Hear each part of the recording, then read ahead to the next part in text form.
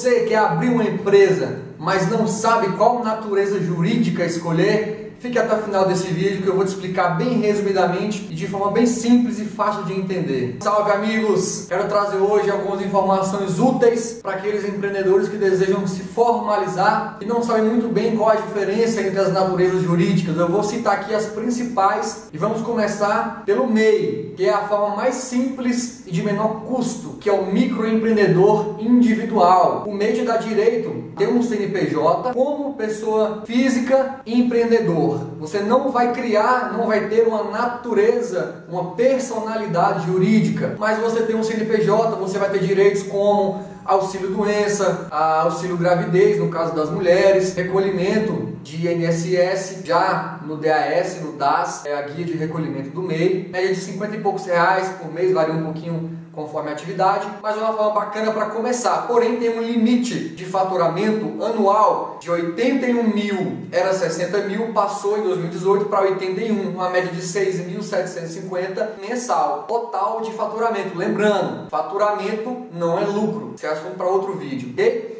E também o MEI, ele pode ter apenas um único funcionário registrado com um salário mínimo. Eu quero crescer um pouco, eu quero expandir, eu quero ter um pouco mais de credibilidade, quero poder faturar mais. Você vai ter que passar para o empresário individual. Chamam de ME, mas na verdade é o EI. EI, empresário individual. A partir dessa modalidade já é obrigado o contador, pois existem algumas obrigações acessórias que têm que ser entregues ao fisco e algumas outras particularidades. Okay? Então ele já pode faturar acima desse teto, que é um empresário individual. A outra modalidade, na verdade, é até relativamente nova. Ela foi instituída em 2012, que é o EIRELI. Aqui a gente já passa a usar o termo limitada. Muitas vezes você vê o termo LTDA, você vê isso ali no documento de algum cliente, no CNPJ, mas na verdade muitos não sabem nem o que significa LTDA. É uma empresa limitada. O que tem de diferente de uma empresa limitada para uma não limitada? No caso, o empresário individual, o MEI. Justamente é um limite de responsabilidade. Um empresário individual, por exemplo, contraiu uma dívida com fornecedores, não deu conta de pagar, se enrolou, enfim, ficou ruim as coisas e ele resolver parar a atividade, a dívida pode ser transferida para a pessoa física, pessoa do empresário. Então pode ser acionada aos bens como casa, carros e outros bens em nome da pessoa física. Isso é um risco, né? Você fica um pouco exposto. Já quando a empresa é limitada, existe um limite, uma proteção, um limite de responsabilidade. Então o EIRELI, ele foi criado para que o empresário individual, um empresário sozinho,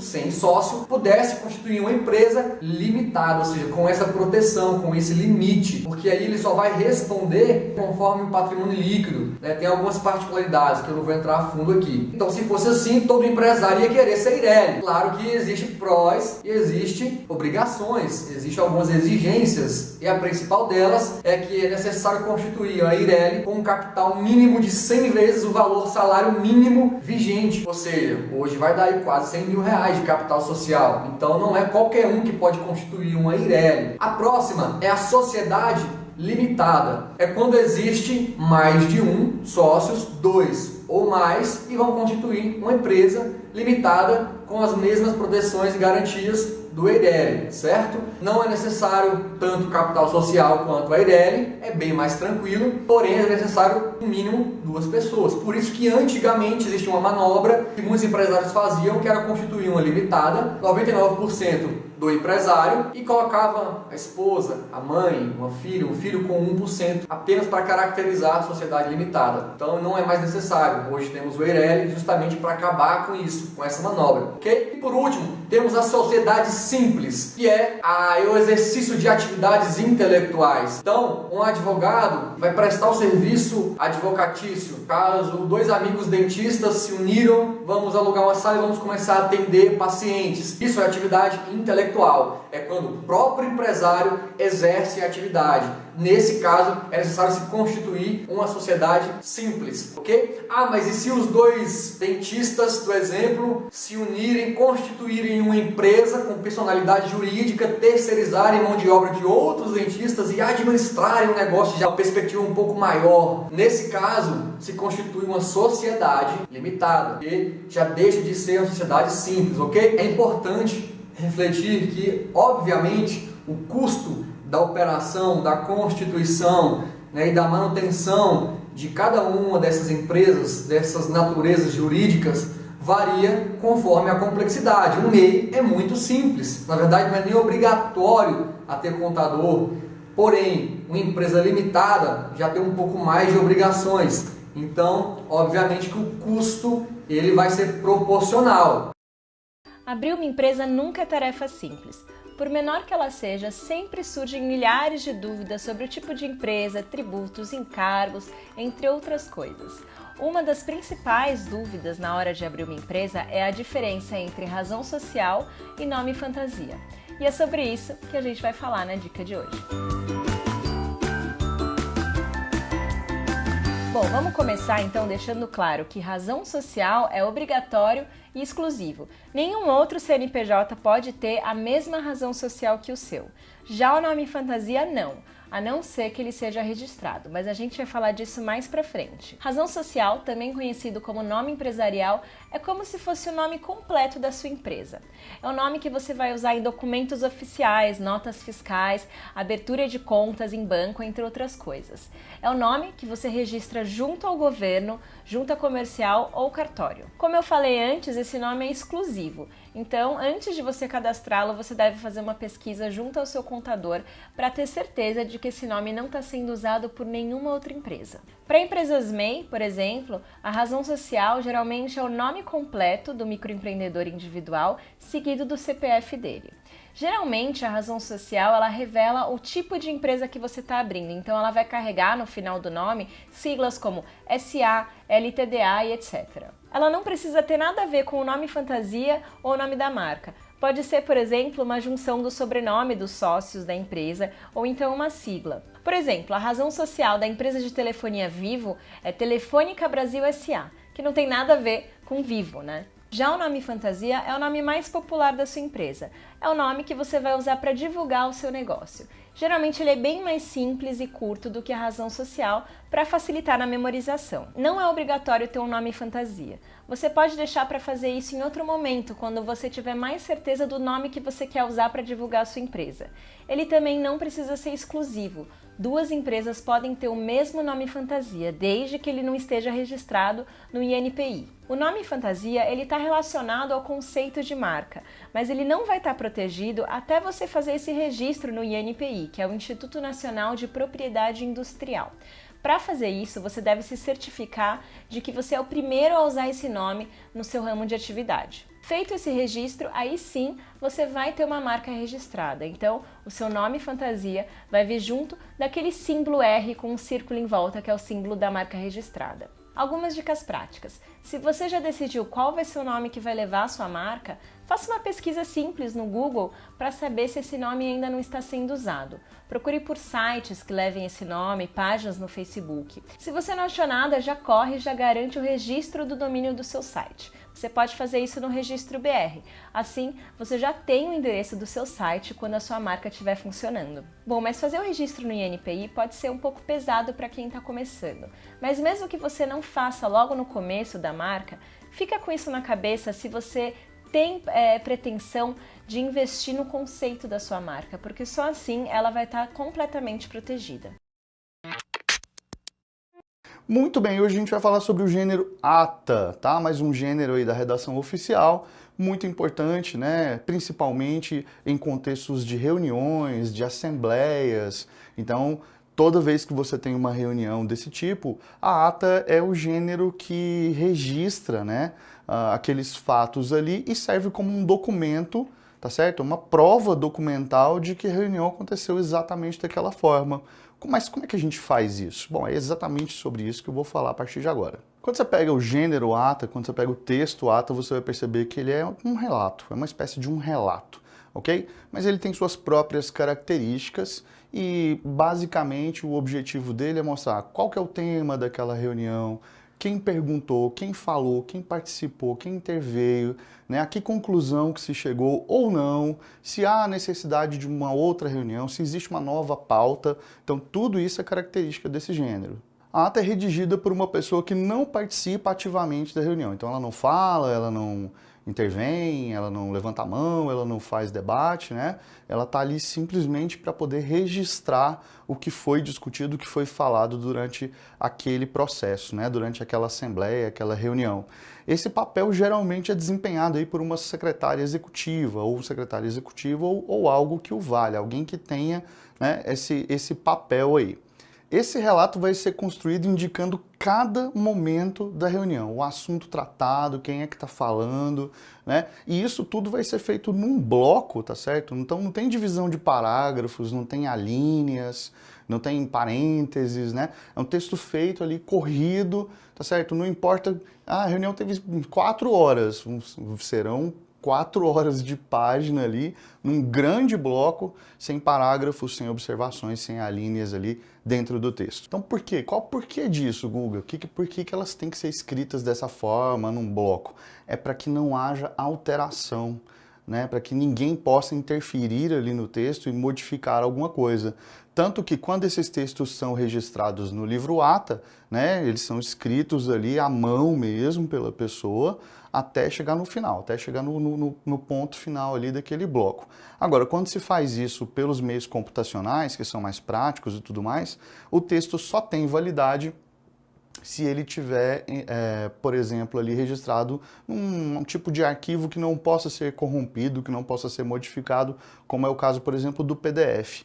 Então, você tem ali esse texto sendo produzido com o intuito de que ele não possa ser modificado.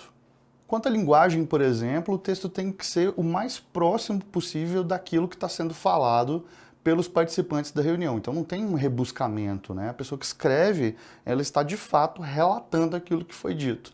Então, por exemplo, se uma pessoa fala ali uma palavra de baixo calão naquela reunião, isso precisa ser registrado na ata também. Então vai ser colocado entre aspas, ou então, depois dessa palavra, dessa expressão, pode-se usar ali, entre parênteses, a expressão latina sic, que significa desta forma, isso foi dito deste jeito, tá?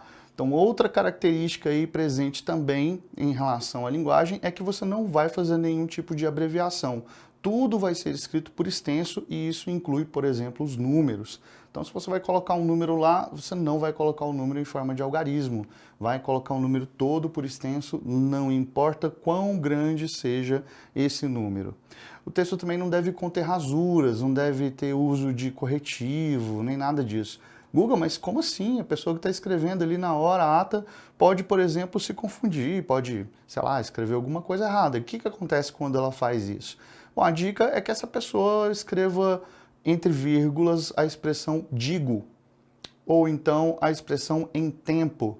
Isso ajuda nesse processo de correção. Ou ainda a expressão quer dizer, tá? Qualquer uma dessas aí, digo, em tempo, quer dizer, tá? Evita-se, portanto, que se utilize aí um corretivo ou qualquer coisa nesse sentido. O texto é redigido sempre no pretérito perfeito do indicativo, ou seja, o tempo passado que indica um passado recente e que acabou de acontecer, tá? Então, assim, o texto vai ser reproduzido, né, daquilo que está sendo falado, e aí, obviamente, a pessoa, o relator, a pessoa que escreve ali, ela está dizendo exatamente aquilo que acabou de ser dito, né, pelas pessoas presentes ali, dos participantes daquela assembleia, tá? É muito característico também que se utilize uma categoria de verbo chamada de verbo dicende, tá? Que é uma expressão latina para referir-se aos verbos de dizer. Então, são verbos de enunciação. Então, falar, dizer, perguntar, argumentar, né, concluir, são expressões que normalmente estão ligadas aí à fala das pessoas. Para indicar, portanto, o que foi dito por uma pessoa, por outra, o que foi falado, usa-se também essa categoria aí de verbos. Então tem que ter data, né, local, horário de início e fim da reunião, isso para ajudar nesse processo documental do texto. isso tem que estar presente na ata também, né? As pessoas presentes e os cargos que ela desempenham, né? Então tem um presidente, tem um primeiro secretário, tem o fulano, tem o cicrano, então tudo isso tem que estar bem discriminado também na ata, para que, né, o documento esteja completo. A pauta da reunião, ou seja, o tema, o que vai ser discutido nessa reunião? Tá? Então você, por exemplo, já deve ter visto aí reuniões de condomínio, né? Em que as pessoas vão lá decidir, por exemplo, uma reforma que tem que ser feita lá. Então as pessoas têm que ir para lá, para essa reunião, para poder discutir isso. Então é normal que haja um tema, né? Uma pauta ali que esteja bem definida, né? Para essa discussão acontecer. Mas eu quero trazer uma outra discussão aqui, né? Se o presidente ali da reunião aceitar, tudo bem, só que isso tem que ser relatado na ata também, né? O fulano de tal interveio com um tema fora da pauta, porém o presidente acatou. Então tudo isso tem que ser registrado ali também. Então, quais são as discussões, né, que vão ser abordadas ali? Então, além do tema, existem aspectos que precisam ser trabalhados. E isso, às vezes, o tema é muito complexo, ele precisa ser dividido em tópicos, né? Então, por isso, você tem essa parte também das discussões aí que são abordadas. O registro das decisões, né? Então, é uma parte ali que já está mais próxima da conclusão, porque está mostrando como é que aquela reunião, aonde a reunião chegou. Decidiu-se tal coisa, deu certo, o objetivo era esse e tal. Ou então não se decidiu, né? Marcou-se uma outra reunião, não houve consenso entre os participantes e por este motivo, né, haverá necessidade de uma outra reunião. E os compromissos, né? É importante para indicar os prazos ali que estão estabelecidos. A gente vai começar uma reforma aqui no condomínio, o prazo é de 2 meses para essa reforma ficar concluída, o compromisso. Então isso tem que estar também na ata para indicar que esses compromissos, né, estão presentes ali no debate, portanto, registra-se dessa forma também, né, no documento. Então aqui eu construí um exemplo de ata para vocês, né? É um exemplo bem simples aqui, de uma situação bem cotidiana, tá? Para a gente poder verificar como é que isso acontece na prática. Então acompanha comigo aí o texto a partir de agora. Aos dias tal, do mês tal, do ano tal, em segunda convocação às tal hora, se reuniram em Assembleia Geral extraordinária os estudantes da uma escola X, uma escola qualquer, inscrita no CNPJ sob número X também, né? Isso é importante informar, localizado aí colocar o endereço, em conformidade com o edital de convocação enviado a todos os alunos e afixado nos quadros de avisos dos pátios. Após a abertura da Assembleia, assumiu a presidência dos trabalhos o aluno fulano de tal, da 3ª série do ensino médio da turma X, compondo também a mesa o professor tal, de nome tal, e como secretário o estudante X, fulano de tal, do 2º ano do ensino médio da turma X. Composta a mesa, foi listada como ordem do dia a deliberação sobre os valores praticados pela cantina da escola. Foram apresentadas planilhas com orçamentos que demonstram como é injusto o aumento no preço dos salgados, uma vez que seus valores estão muito acima da inflação nacional. Depois de expostos os valores, o presidente da mesa apresentou uma nova proposta de preço com acréscimo, mas, segundo suas palavras, justo, de tantos reais, e aí esse valor tem que ser colocado por extenso, tá bom? O valor foi aprovado pela maioria absoluta dos estudantes. Após a votação, marcou-se outra reunião com o diretor da escola e com a dona da cantina para que seja feita a proposta baseada nas planilhas para um aumento justo e que atenda a todos os estudantes. Nada mais havendo a ser tratado, o presidente deu a presente assembleia por encerrada, agradecendo a presença de todos. E aí embaixo, depois da ata, vem aí, ó, assinatura, o nome, no caso do presidente, assinatura, o nome, no caso do professor, que funciona ali como um secretário, e assinatura e o nome de um outro secretário, que seria o outro aluno. Esse exemplo simples aí ajuda a ilustrar como é que funciona a produção de uma ata. Então não tem tanto rebuscamento, não é um texto longo, tá? É claro, isso depende muito do tamanho da reunião, mas isso aqui já dá para a gente ter um bom parâmetro de como isso é produzido. Então é isso, eu espero que essa aula tenha te ajudado a entender melhor como é que se produz uma ata, para que quando você precisar você possa seguir aqui o nosso modelo, beleza? Agora vamos lá. O tema do vídeo de hoje é capital de giro. Mas afinal de contas, o que é esse tal de capital de giro, né? Resumidamente, é dinheiro, mas não é qualquer valor. É o valor que serve para financiar todas as atividades da empresa por um período de tempo. Ele é o resultado da diferença entre o dinheiro que você tem disponível e o dinheiro que você deve. O capital de giro é uma reserva de rápida renovação que deve ser usado para suprir as necessidades da gestão do negócio ao longo do tempo. Ele é utilizado para fazer financiamento aos clientes, por exemplo. Quando uma empresa vende a prazo ou oferece condições de pagamento, ela está financiando a compra para o cliente, que paga de um jeito que seja benéfico para o seu orçamento, enquanto a empresa, muitas vezes, precisa pagar os seus fornecedores em prazos menores. Outra finalidade do capital de giro é que ele, de certa forma, sustenta uma empresa recém-aberta até que ela se estabeleça no mercado. Como o novo empreendimento ainda não tem muito movimento de caixa e ainda está no processo de conquistar os clientes, é preciso garantir que os fornecedores e as despesas serão pagas em dia. O capital de giro também tem uma influência muito grande com relação à competitividade. Tendo um valor adequado, a empresa consegue oferecer condições mais facilitadas aos clientes e também negociar com os fornecedores, aumentando a cartela de clientes e, consequentemente, os lucros. Além disso, a empresa está preparada para fazer investimentos estratégicos. Quando o empreendedor não sabe bem como administrar o seu capital de giro e não tem um planejamento financeiro eficiente, as chances de faltar dinheiro são grandes. Os empréstimos bancários se tornam uma opção atraente para cobrir as dívidas e manter a empresa em funcionamento. A maior desvantagem de confiar em empréstimos é que eles comprometem as finanças a longo prazo. Para não chegar a esse ponto, é importante o empreendedor administrar bem os recursos, não apenas quando a empresa começa as operações, mas também diariamente. Organização é a palavra-chave. Tenha os dados do seu negócio organizados e com uma fácil visualização. Tenha controle sobre os inadimplentes, negocie dívidas para longo prazo, tenha conhecimento sobre o seu fluxo de caixa e, sempre que possível, reduza custos e despesas. Se possível, faça projeções e planejamentos para cada passo que for dado, diminuindo ao máximo os riscos de prejuízo.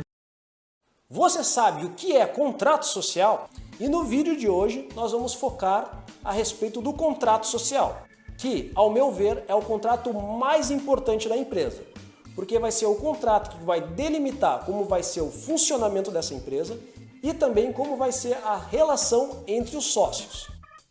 Relembrando, a sociedade limitada ela é constituída através de um contrato, que é o famoso contrato social. Nele, duas ou mais pessoas adquirem obrigações entre elas para desenvolver uma atividade empresarial. Então esse é o primeiro ponto importante. O contrato social ele deve ser constituído por duas ou mais pessoas.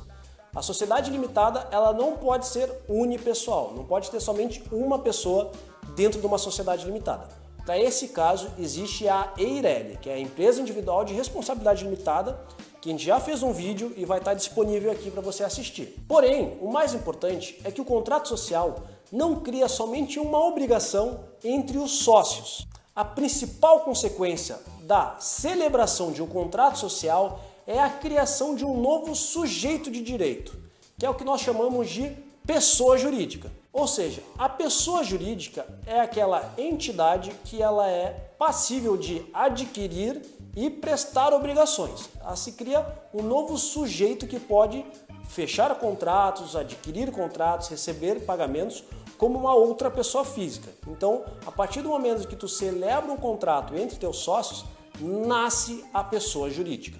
Ou seja, a partir do momento que tu celebra o contrato social, registra na junta comercial, nasce a pessoa jurídica e, além disso, além dos sócios estarem se obrigando perante um ao outro com certas obrigações, automaticamente também eles vão estar se obrigando entre eles com a própria sociedade. Então o contrato social gera obrigações de um sócio com o outro, como também gera obrigações dos sócios com a própria pessoa jurídica que está sendo criada. Nesse ponto de constituição de empresa, eu deixo a dica aqui de um vídeo que a gente fez sobre como é constituída uma empresa, que lá a gente faz um panorama geral de quais são os passos a passos de constituição de empresa. Então, se tu teve alguma dúvida sobre esse ponto, o vídeo vai estar aqui também, é só lá assistir que provavelmente as tuas dúvidas vão ser sanadas nesse vídeo. Agora nós vamos falar sobre alguns pontos de requisitos de validade do contrato social. O primeiro ponto que deve se destacar é que o contrato social deve cumprir os requisitos de validade de qualquer outro contrato. Como ser celebrado entre pessoas capazes, o seu objeto tem que ser lícito e tem que seguir a forma legal. Pessoas capazes são aquelas que possuem capacidades plenas. Isso é um assunto bem jurídico, mas na prática, em síntese, são aqueles maiores de idade ou sociedades que possuem capacidade plena, e aqueles que são menores de idade, eles têm que ser assistidos pelos seus representantes legais. O objeto lícito é aquele que não é proibido por lei. Ou seja, não se pode constituir uma sociedade através de um contrato social onde o objeto da sociedade, onde o objetivo da sociedade seja, por exemplo, vender cocaína. Eu não tenho tempo para pensar nessa maricasa agora.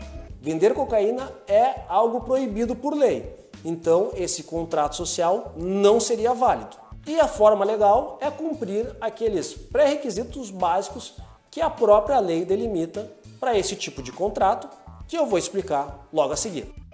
Bom, a forma legal do contrato social é que ele deve ser um contrato escrito. Pode ser um contrato privado, ou seja, aquele que vocês contratam um advogado e ele constitui o contrato social para vocês, ele elabora e redige o contrato social para vocês. Como também pode ser um contrato por instrumento público, que é aquele feito através do cartório de notas, o tabelionato. Além desses requisitos, o contrato social também tem que cumprir mais dois requisitos, que são: todos os sócios devem contribuir para a empresa e todos os sócios devem ter direito de participação nos resultados. Ou seja, todos os sócios têm que contribuir para que essa empresa seja constituída através do seu capital social, então seja aportando o dinheiro para o capital social, e nenhum desses sócios podem ser impedidos de participar nos resultados dessa empresa. Ou seja, participar nos lucros dessa empresa. Agora nós vamos falar sobre os requisitos de existência desse contrato social. E esse é um ponto bem de teoria jurídica, mas eu vou simplificar para vocês. Para o contrato social ser válido e ser considerado existente, ele tem que cumprir dois requisitos que a gente já falou aqui. Um deles é que tem que ter pluralidade de sócio, ou seja, tem que ter dois sócios ou mais, não pode ser constituída só por uma pessoa, e deve ter entre os sócios o que a gente já comentou antes, que é o affectio societatis, que é a afeição entre os sócios. Essa afeição dos sócios buscar conjuntamente o mesmo objetivo na atividade empresarial, que a gente já falou sobre isso no nosso primeiro vídeo. Então, se você não assistiu, clique aqui que lá a gente explicou bem o que é o affectio societatis. Bom, além de todos esses requisitos que eu já comentei, o contrato social também tem algumas cláusulas obrigatórias. São cláusulas que a própria lei delimita que os contratos sociais devem possuir. Então, uma das cláusulas é a qualificação completa dos sócios. Então lá vai ter que estar estipulado quem são os sócios e a sua qualificação completa. Deve constar também como cláusula o objeto social, que é, em outras palavras, a atividade que essa empresa vai desempenhar. Também deve estar estipulado a cota de cada um dos sócios, que é o quanto cada um dos sócios possui dessa sociedade limitada. Também deve constar como cláusula obrigatória nesse contrato social que os sócios participarão dos lucros e a forma que eles vão participar nos resultados da empresa. No contrato social também tem que ter uma cláusula falando sobre a administração da sociedade.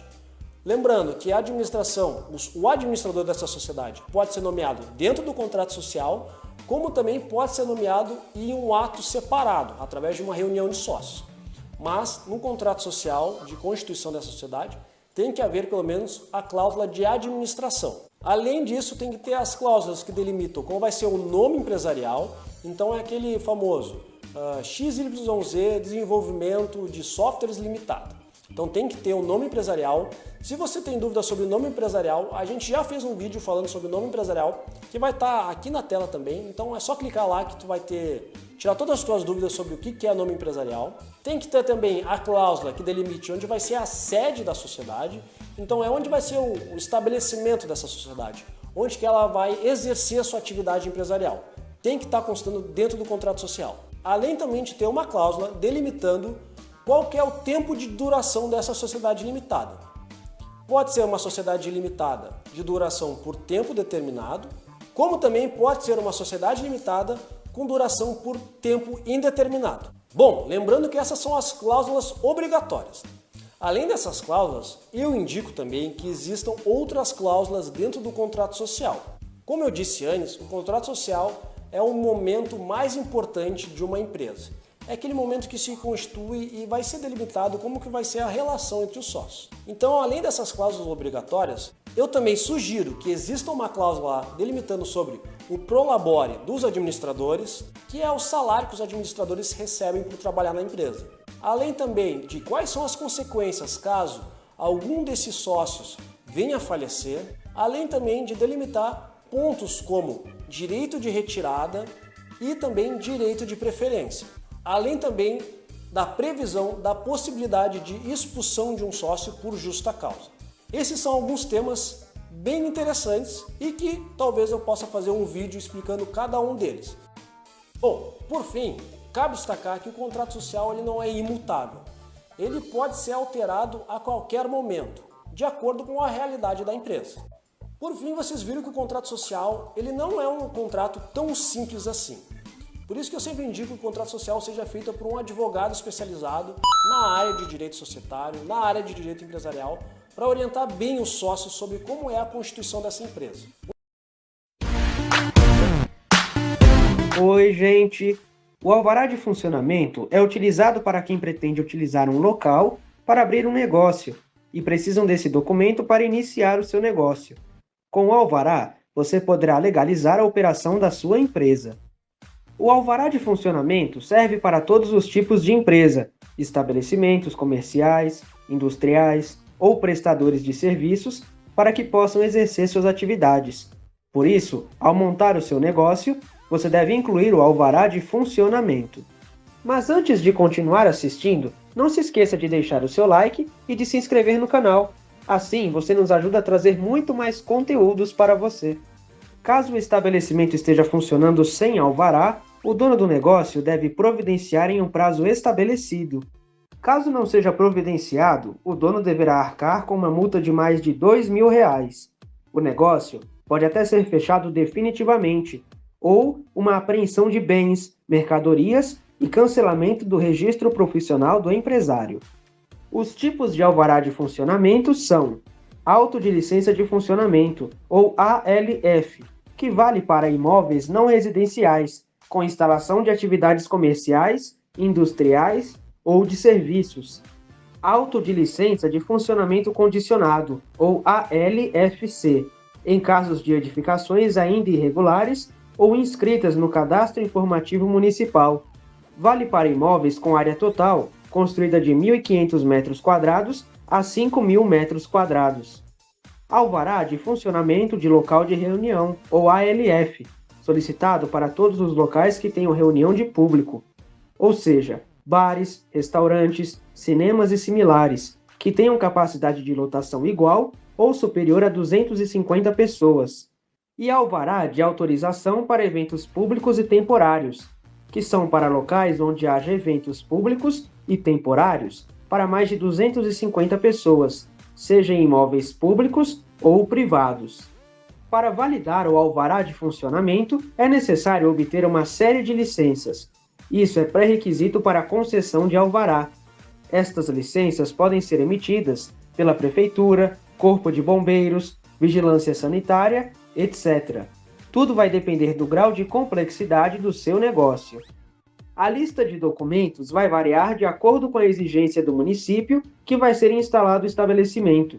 Entretanto, é importante você ter os seguintes documentos: planta do imóvel onde você pretende abrir o seu negócio, cópia do recibo do IPTU pago, CPF-RG, originais ou cópias, da pessoa responsável pelo negócio, cadastro do contribuinte imobiliário, ou CCM, obtido na Secretaria das Finanças, o setor, quadra e lote, também chamado de SQL, do imóvel, declaração de atividade, para que você usará o imóvel e qual área será destinada aos consumidores, e o certificado de conclusão de imóvel recém-construído. O alvará de funcionamento é emitido pela Prefeitura Municipal ou poderá ser emitido pelo órgão governamental municipal específico. Cumprindo todas as exigências da lei municipal, você pode solicitar sem grandes complicações. Algumas prefeituras disponibilizam a possibilidade de fazer o pedido do alvará de funcionamento pela internet. Algumas exigem o comparecimento no setor específico da cidade. Logo após terminar o cadastro para a MEI, através do portal do empreendedor, será emitido um alvará provisório e, a depender da cidade, será gratuito. Entretanto, será necessário a regularização deste alvará no prazo máximo de até 180 dias. Caso não seja normalizado e ou não houver nenhuma intimação por parte da Prefeitura para questionar o alvará provisório ou apontar alguma irregularidade, o documento se tornará definitivo. E o que é uma procuração? A procuração é um instrumento do mandato. Vamos diferenciar. Mandado é o que o juiz determina, é uma ordem. Mandato é uma representação. Quando eu autorizo alguém a me representar para um determinado assunto da minha vida, notadamente da minha vida civil. E você sabia que uma procuração ela pode ser verbal ou ela pode ser por escrito? Dentro da fórmula da procuração escrita, você tem o por escrito particular e por escrito público. A maioria das situações você pode fazê-la por escrito particular, isso é, pega uma folha no computador ou a próprio punho, você descreve que você, por exemplo, Pablo, nomeia o Henrique ou o Ricardo para representá-lo perante o banco X, para representá-lo na entrega de um documento Y, para representá-lo junto à prefeitura, junto ao Detran, junto a qualquer órgão que você queira. Normalmente servem as procurações por instrumento particular. Mas também existem as procurações que são obrigatoriamente públicas. E também existe uma grande vantagem de você fazer uma procuração pública em vez de uma procuração particular. Bom, vou dar um exemplo de uma obrigação de procuração pública em primeiro lugar. Por exemplo, procurações que você utiliza para vender imóveis. Essa procuração ela tem que ser pública. Por quê? Porque a venda de imóveis de valor superior a 30 salários mínimos são feitas somente por escritura pública. Isso é, se eu for vender o meu imóvel, eu tenho que fazer uma escritura pública, comparecer a um cartório ou o cartório comparecer perante mim e aí vai fazer a escritura. Neste caso, a procuração utilizada para o caso de você não comparecer em cartório deve ser uma procuração pública. Procuração para doação de imóveis também deve ser uma procuração pública. Mas, Pablo, existe vantagem numa procuração pública para uma procuração particular? Claro que existe, muitas vantagens. Vou citar algumas vantagens. A primeira dela é o tabelião que vai identificar a pessoa. Isso é, a responsabilidade do tabelião de notas de dizer que aquela pessoa que compareceu ao cartório ou na presença dele é aquela que diz ser, aquela que diz que é. Portanto, você não vai ter aí o risco de fraude, de uma pessoa fazer-se passar por outra. Outra vantagem é a perpetuidade do documento. Um instrumento particular que você assina, você pode perder, você pode ter uma, duas ou três vias, essas vias podem se perder, você pode ser assaltado. No cartório de notas, não. Essa via fica arquivada no cartório em papel e também eletronicamente, numa nuvem, num microfilme. O cartório, então, tem a guarda desse documento para sempre. Bom, nós já tivemos exemplos, e aí, dada a importância de uma procuração pública e perante o cartório de notas, é que já tive exemplos de, infelizmente, pessoas querendo enganar a outras, fraudar as outras. E aí, o que aconteceu comigo uma vez, uma pessoa que chegou querendo fazer uma procuração e que, quando eu fui lavrar essa procuração, a pessoa chegou e pediu para mim, ela se posicionou atrás do outorgante da procuração, daquele que passava os poderes, se posicionou atrás de mim, e quando eu estava lendo os poderes da procuração, porque eu sou obrigado a fazer a leitura dos poderes que estão sendo dados, estão sendo outorgados, ela fez assim, quando eu estava lendo, ela fez assim, não, não, não, não, fazendo sinal para eu pular o que eu estava falando. Por quê? Porque ela estava tentando enganar a sua própria mãe no documento que estava assinando. Se fosse um escrito particular, a mãe ia assinar sem saber, porque quando eu cheguei para lavrar esse ato, a mãe falou para mim, olha, eu vou só assinar o documento. Não queria ler o documento. Falei, não, mas nós somos obrigados a fazer a leitura do documento.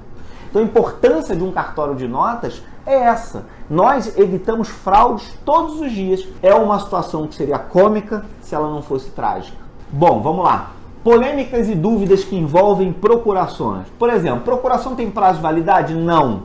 O órgão pode exigir uma procuração nova? Não pode. Procuração, se você quiser, pode estar escrito lá, por prazo indeterminado. A não ser que a lei, alguma lei te obrigue que em determinado caso você tem uma procuração, por exemplo, expedida, lavrada nos últimos 30 dias, 1 ano, aí sim você será obrigado a fazer uma procuração nova. Mas na maioria absoluta dos casos não tem prazo de validade.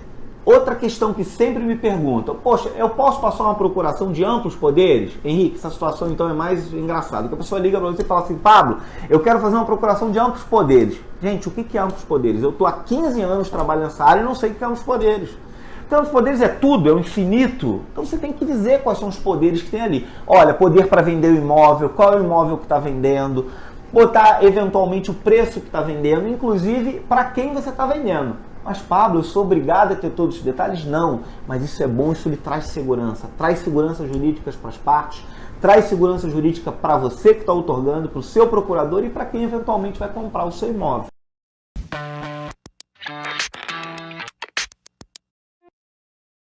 E aí, pessoal, beleza? Professor Guga Valente na área mais uma vez. Hoje a gente vai falar sobre redação oficial e vamos falar sobre um dos gêneros predominantes aí da redação oficial, que é o ofício. Muito bem, quando a gente fala em ofício, né, esse gênero, esse nome, ele já remete a algo que é diferente dessa redação convencional que a gente faz aí no dia a dia. Pois bem, esse é um texto que faz parte de um conglomerado de outros gêneros textuais que a gente chama de redação oficial. Essa redação oficial, né, ela tem toda uma padronização, tem toda uma série de regras que precisa ser seguida, né? Afinal de contas, essas comunicações elas correm o Brasil inteiro. Eu vou comentar um pouquinho sobre isso também aqui no meu vídeo, tá? Bom, então o ofício ele é um texto, né? Uma carta, uma comunicação oficial que ocorre principalmente dentro das esferas públicas, entre pessoas que são da mesma hierarquia. Então é um secretário que manda um ofício para outro secretário, né? De repente um encarregado de uma seção X que manda um ofício para outro encarregado da mesma hierarquia, do mesmo público. Mas a gente vai ver que eventualmente vai acontecer também de ofícios serem escritos da esfera pública para a esfera privada, seja para pessoas físicas, seja para pessoas jurídicas, no caso empresas, né? A gente vai ver que o ofício também vai ocorrer nesse contexto. Então a primeira característica que a gente observa aí do ofício é que ele funciona como uma correspondência, ele é tipo uma correspondência, tá? Então ele tem todas aquelas características que a gente usa numa carta. Então tem o endereçamento, local e data, formas de tratamento, né? Tem a saudação inicial, tem o corpo do texto com o assunto a ser tratado, tem um fecho, uma despedida, né? Tem a assinatura ali embaixo da pessoa que está redigindo o ofício. Então tudo aquilo que a gente vê numa carta, a gente vai observar num ofício também. Porém, dentro desse âmbito que é um pouco mais, vamos dizer, sóbrio, vamos dizer assim, um pouco mais... Me falta a palavra agora, mas alguma coisa mais séria, vamos colocar assim, tá? E aí a gente vai ver que existem algumas características que orientam qualquer pessoa que for redigir um ofício. Então, se algum dia você estiver diante de uma prova que cobrar o conhecimento de ofício, você precisa conhecer bem essas características sobre as quais eu vou falar agora. A primeira característica é a impessoalidade. O que significa ser impessoal num texto? Significa que, em primeiro lugar, nós vamos evitar a primeira pessoa, tá? Então, a primeira pessoa normalmente marca a pessoalidade, a nossa presença no texto. Então, para evitar isso, a gente vai escrever o texto sempre na terceira pessoa, claro, ao se referir ao nosso interlocutor, nós utilizaremos eventualmente a segunda pessoa, mas nós vamos predominar no texto, né, com a terceira pessoa, porque ela deixa o texto um pouco mais limpo em relação a essa questão da pessoalidade. Então a gente não traz ali as nossas marcas pessoais para o texto. A gente tenta deixar o texto assim o mais higiênico possível, né, sem nenhuma característica que o manche, que o coloque ali como um texto, por exemplo, literário, ou um texto que seja como um artigo, por exemplo, que são textos que têm marcas pessoais. Esse texto não tem marcas pessoais. A segunda característica é em relação à linguagem, tá? Os textos oficiais, a redação oficial como um todo, preza muito pela questão da linguagem formal, padrão, tá? Então é aquilo que tem que estar dentro da norma da língua portuguesa, aquilo que a gente observa na gramática normativa. Não é, por exemplo, como uma mensagem de WhatsApp que a gente eventualmente esquece uma vírgula, usa uma gíria, alguma coisa. Não, nesse texto a gente vai usar uma linguagem bastante sóbria, bastante rebuscada, só que com uma vírgulazinha aqui. É rebuscada, mas não a ponto de ser ininteligível, ou seja, não a ponto de não ser compreensível para as pessoas. Uma das características da redação oficial é que aquele texto tem que ser compreendido por todo mundo que sabe ler. Então, ao mesmo tempo que eu estou buscando aqui uma linguagem formal dentro dos padrões da língua portuguesa, eu também tenho que levar em consideração que isso tem que ser acessível para qualquer tipo de leitor. Uma outra característica é a formalidade. Quando a gente fala de formalidade, nós estamos falando em tratar as pessoas utilizando a forma correta de tratamento. Então, para cada figura pública existe um pronome de tratamento. É claro que existiam muitos mais, e aí com as reformas do Manual da Presidência da República, que é o manual que rege como deve ser essa redação, né? Então você pode buscar na internet aí o Manual de Redação Oficial da Presidência da República, porque é ele que vai reger como esses textos devem ser produzidos. Então, depois de todas essas reformas que já aconteceram, a gente reduziu o número de pronomes de tratamento.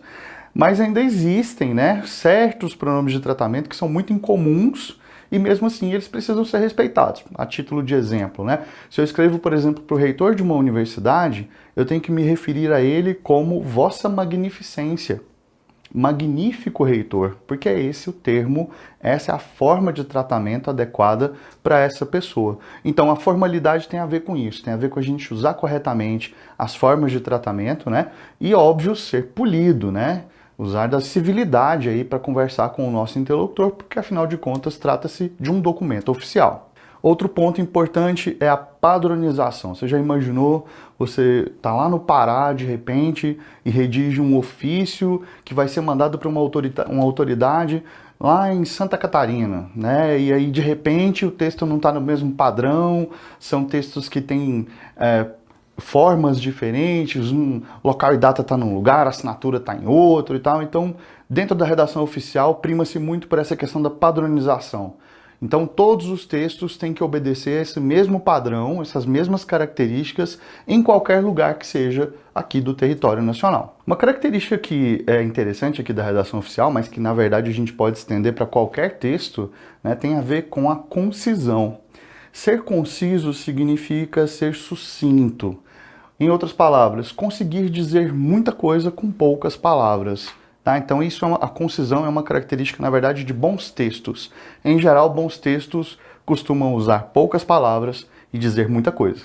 A clareza é outra característica aí que a gente observa também na redação oficial e no ofício em especial. Quando a gente diz de clareza, a gente não está falando só daquela questão do vocabulário que tem que ser acessível aí para o leitor, não. A gente também está falando de evitar ambiguidades, evitar duplicidade de sentido. Muitas vezes a gente escreve uma coisa pensando, né, num objetivo e a gente acaba dizendo outra. Então daí a importância de a gente ser cuidadoso, porque a clareza diz respeito, por exemplo, a um texto que não cai em contradição, um texto que não é incoerente, tá? Então lembre-se que clareza é também uma característica muito importante para qualquer texto que a gente vá produzir, e em especial para esses textos de redação oficial. Muito bem, essas características que eu apresentei aqui são características bem gerais, né, bem amplas, é para você ter uma noção geral de como é que esse gênero ocorre. Existem vários tipos de ofício.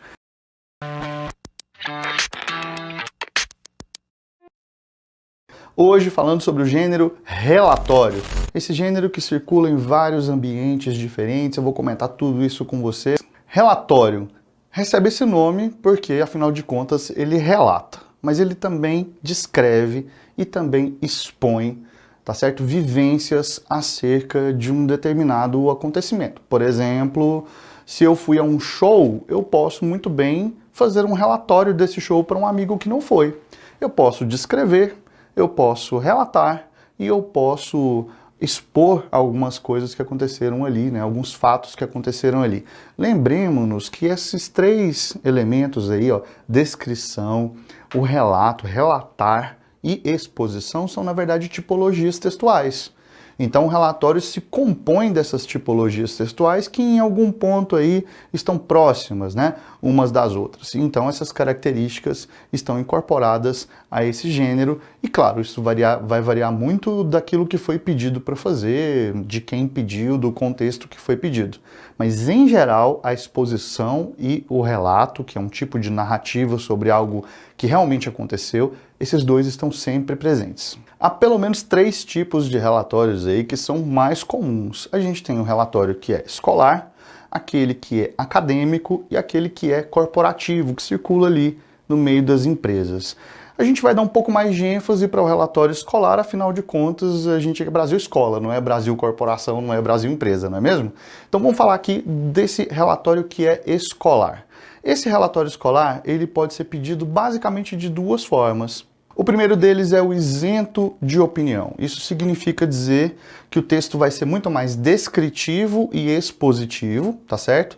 Ele não vai na conclusão, por exemplo, apresentar ali um posicionamento acerca daquilo que foi vivenciado.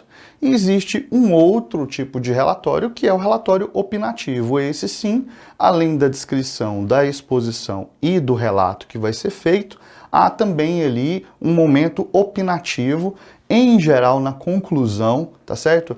Para poder encerrar o relatório com esse posicionamento de quem escreve. Então, basicamente, na escola, esses 2 tipos são pedidos, sendo que o opinativo costuma ser o mais recorrente, já que o trabalho com a argumentação, com a defesa de ponto de vista, é algo muito comum dentro da escola. A partir de agora, eu vou te mostrar algumas características que são essenciais para que você possa ter um bom relatório, uma boa apresentação, tá? Então, primeira coisa que a gente tem que ter no relatório é uma capa. Ah, mas é uma capa que você vai fazer caneta? Não, uma capa profissional. Olha só o que tem que ter nela. Primeiro, o título do relatório. Qual que é o título do relatório? Tem que ter isso na capa, lá no meio da capa, assim, no centralizado, tem que estar lá o título do relatório. É preciso também que haja o nome do solicitante, né? Então, se foi um professor, por exemplo, é importante que se coloque lá o nome do professor. O nome da instituição, se for uma escola, por exemplo, é importante colocar lá qual é o nome da escola, né, em que está pedindo aquilo ali. E, obviamente, o nome de quem está produzindo o texto. Outros elementos, como série, como turma, né, também são interessantes de ser colocados, até para que possa ter uma referência um pouco mais completa. Esses são os elementos que devem conter na capa, tá? Depois nós temos um sumário. O sumário, por sua vez, vem a ser aquele primeiro momento ali, antes do texto começar, em que você fica sabendo onde é que está cada seção, onde é que está cada parte do texto que você produziu. Como o texto vai ser produzido em partes diferentes, né? Então é legal você colocar isso no sumário para que quem for ler o seu texto tenha acesso mais rápido, de modo mais prático, a cada uma dessas partes. Então, no sumário tem que ter as páginas indicando cada seção do relatório, né? Tem que ter ali o título, deve ser objetivo, de preferência descritivo, né? Então, relatório sobre a visita ao museu tal. Tá? O relatório, o título não pode ser subjetivo, o título tem que ser objetivo, descritivo de preferência. Tem que ter introdução, esse texto precisa de uma introdução, né?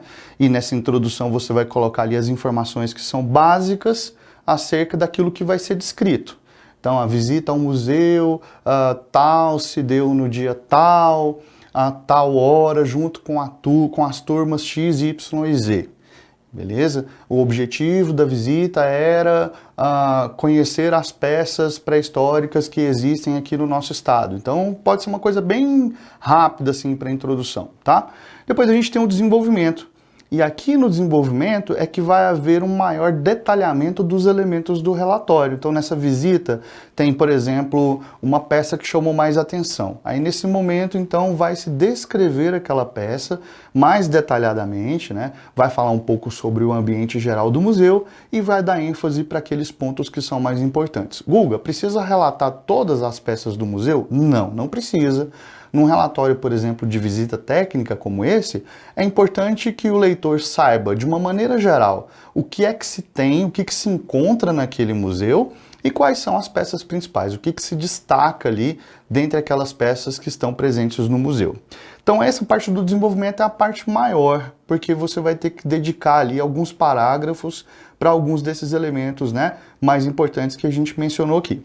E por fim a gente tem a conclusão. O que é a conclusão? É neste momento que você vai fazer uma síntese de como foi essa visita, né, se a visita foi produtiva, se os alunos conseguiram, por exemplo, se engajar ali, né, e se a pessoa que estava apresentando as peças ela foi clara o suficiente, se o ambiente do museu era um ambiente agradável, um clima interessante para o aprendizado, né? Então vai fazer aqueles comentários gerais ali.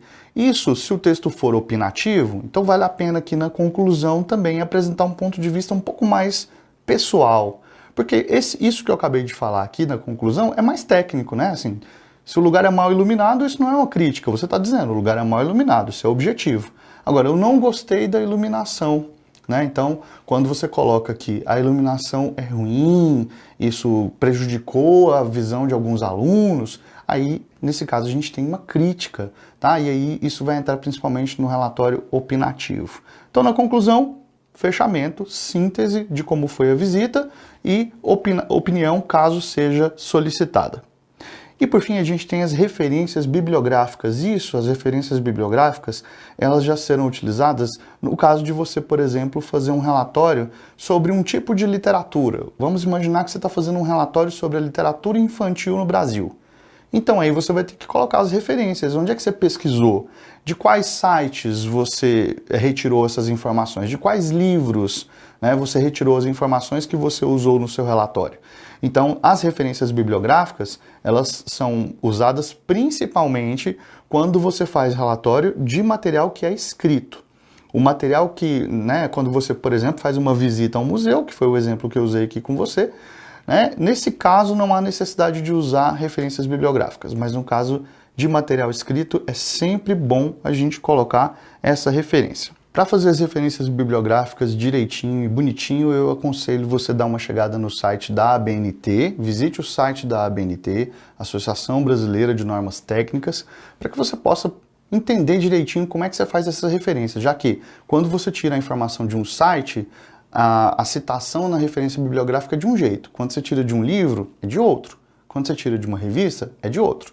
Então existe uma padronização em relação a isso, que é a ABNT responsável por fazer. Então dá uma chegadinha lá para ver como é que faz essa citação, essa menção ali nas referências bibliográficas para o seu texto ficar bonitinho.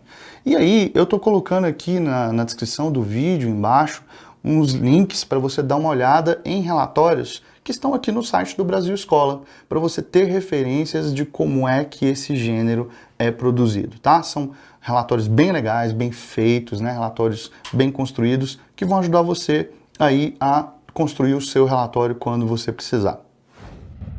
Olha, eu queria agradecer imensamente aqui a sua audiência, tá acompanhando a gente, né, tentando melhorar o seu texto, tentando aprender coisas novas, e queria também te convidar para se inscrever aqui nas nossas outras redes sociais para estar aí sempre aprimorando os seus estudos, né, sempre aprendendo cada vez mais e tirando o melhor proveito de tudo que a gente tem a oferecer aqui, tá bom?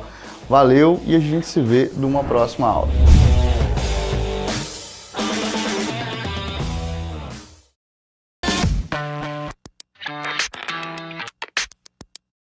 Muito bem, quando a gente fala de requerimento, esse nome ele já dá a entender para que serve, né? Então, quer dizer, o que é requerer? É fazer um pedido, Só que não é um pedido qualquer, é um pedido formal dentro do âmbito da redação oficial. Eu vou apresentar nessa aula algumas características desse gênero para você. Como toda redação técnica ou redação oficial, é preciso que algumas características sejam respeitadas. Quais sejam elas? A padronização, ou seja, esse texto tem que ser padrão em qualquer lugar do Brasil, é preciso que a gente veja esse texto acontecer da mesma forma. É preciso que a linguagem seja formal, não haja ali traços, né, de pessoalidade, ou gírias, ou expressões características. Aliás, a impessoalidade é outra característica também da redação oficial, muito recorrente nesses textos que são produzidos aí. Nós temos ainda a concisão, que é aquela característica de você conseguir dizer muito com poucas palavras, né? Ser econômico no dizer, mas não sem deixar de dizer aquilo que precisa ser dito. E nós temos também a clareza, que é super importante, né? Pensando aí que qualquer pessoa tem que ter acesso a esse texto no Brasil. Uma das características aqui que a gente colocou, tá certo? Tem a ver com a formalidade e que diz respeito ao tratamento que se dá ao interlocutor. Então esse texto ele tem uma estrutura semelhante à do ofício e da circular. A diferença é que nestes textos a gente tem um superior hierárquico escrevendo para aqueles que estão trabalhando com ele, né, numa posição hierárquica inferior. Já o requerimento não, o requerimento é exatamente feito por pessoas que estão numa esfera, né, que estão numa camada hierárquica inferior escrevendo a seus superiores. Então a formalidade diz respeito, por exemplo, às formas de tratamento, aos pronomes, né, adequados a cada tipo de interlocutor para quem se escreve. Muito se pergunta sobre o tamanho de um texto, né? Que tamanho que esse texto tem que ter e tudo mais. E realmente, quando a gente pensa em textos mais simples, como por exemplo uma dissertação escolar ou mesmo um artigo de jornal, a gente pode estabelecer um tamanho. Mas quando a gente fala de textos de natureza oficial ou técnica, isso é extremamente relativo, porque afinal de contas nós podemos ter um pedido que seja simples e que, portanto, possa ser embasado ali em poucos parágrafos, ou então a gente pode ter um pedido complexo que necessita de uma maior explicação, né? E por isso talvez esse texto tenha ali bem mais parágrafos do que um texto que requer uma coisa mais simples. Então não existe um tamanho certo, isso vai depender na verdade aí do pedido que está sendo feito, daquele requerimento, né? Da natureza do pedido que está sendo feito. Por se tratar de uma carta, ou seja, de uma correspondência, esse texto possui aquela estrutura que é básica. O vocativo, né, que é a primeira referência que você faz ao seu interlocutor, o corpo do texto ali composto por uma introdução, desenvolvimento e conclusão, mesmo que isso seja feito às vezes no mesmo parágrafo, e o fecho, tá certo? Que é aquele momento de finalização do requerimento. No vocativo a gente precisa lembrar que existem pronomes de tratamento específicos para cada superior hierárquico, né? Claro que não são muitos como existiam antigamente, né? Já houve uma série de reformas aí que diminuíram a quantidade de pronomes de tratamento. Mesmo assim, se você escreve, por exemplo, para um superior hierárquico da igreja, o pronome de tratamento dele é um. Se eu escrevo para um reitor de universidade, é outro. Se eu escrevo, por exemplo, para, sei lá, para um deputado, aí o pronome de tratamento vai ser outro. Então, é preciso que se conheçam todos esses pronomes, né, na hora de escrever o texto para não, né, cometer uma gafe aí e chamar o interlocutor por um pronome que não é o dele. No corpo do texto constam o nome do requerente, sua filiação, sua naturalidade, RG, CPF, bem como seu estado civil, sua profissão, residência e também os tópicos do pedido que podem ser expostos e descritos dependendo da situação. No fecho, é muito natural ali que se reforce a importância desse pedido utilizando expressões do tipo aguarda, pede, espera, deferimento. O que é deferimento, né? É a mesma coisa que aceite. Espera que o pedido seja aceito. Então, aquela pessoa que escreveu espera que aquele pedido seja aceito, né, e que seja deferido. Logo abaixo do fecho, é normal que venha a assinatura, a data, né, em que aquele requerimento está sendo feito e também o cargo que essa pessoa ocupa dentro daquela organização. Claro, se for um cargo, né, pode ser que o requerimento seja feito ali e a pessoa não tem exatamente um cargo específico. Mas quando há uma relação institucional, né, hierárquica, é importante que esse cargo seja colocado lá também. Então me acompanhe agora aí com um exemplo que eu escrevi de como seria um requerimento dentro do âmbito acadêmico. Magnífico reitor da Universidade Federal de Goiás. Aí vai aparecer o nome do requerente, a filiação, a naturalidade, o RG, CPF, estado civil, profissão e residência. Vem requerer junto à vossa magnificência permissão para a realização do evento intitulado Calouro Também é Gente. O evento tem como objetivo receber os ingressos na universidade com um trote solidário, no qual eles terão de fazer uma ação solidária. Doação de sangue, escrever cartas para crianças carentes, doação de roupas, brinquedos, livros e o que mais for solidário.